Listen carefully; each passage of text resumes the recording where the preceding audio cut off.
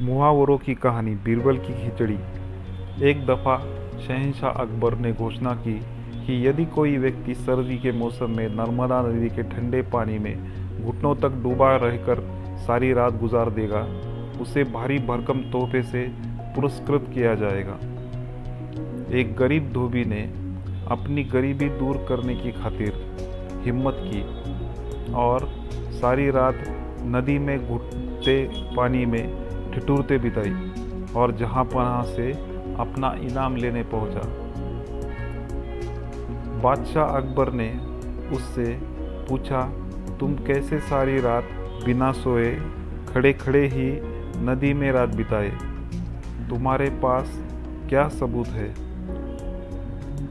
धोबी ने उत्तर दिया, जहां पनाह, मैं सारी रात नदी छोड़ के महल के कमरे में जल रहे दीपक को देखता रहा और इस तरह जागते हुए सारी रात नदी के शीतल जल में गुजारी।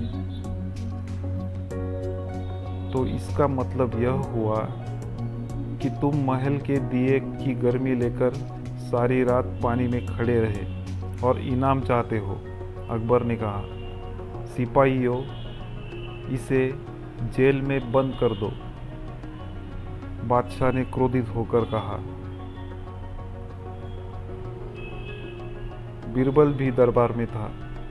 उसे यह देख बुरा लगा कि बादशाह नाहक ही उस गरीब पर जुल्म कर रहे हैं। बीरबल दूसरे दिन दरबार में हाजिर नहीं हुआ, जबकि उस दिन दरबार की एक आवश्यक बैठक थी। बादशाह ने एक खादिम को बीरबल को बुलाने भेजा।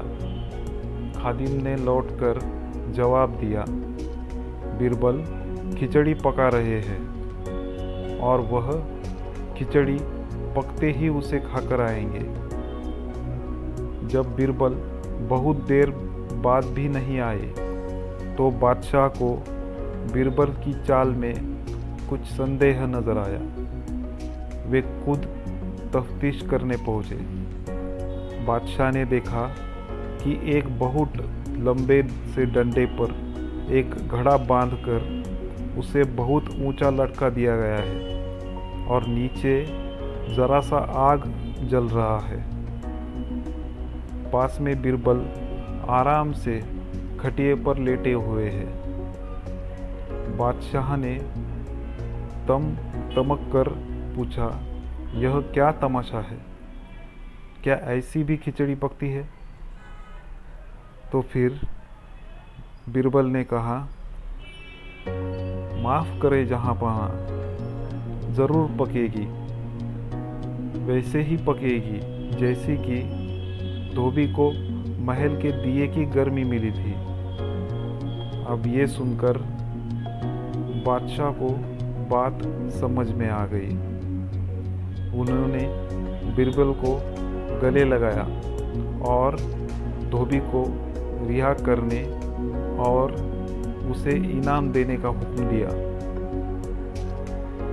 अगर कहानी अच्छी लगी तो चैनल सब्सक्राइब ज़रूर कीजिए और कहानी को लाइक और शेयर ज़रूर कीजिए और अच्छी अच्छी कहानियाँ सुनने के लिए आप सभी का बहुत बहुत धन्यवाद।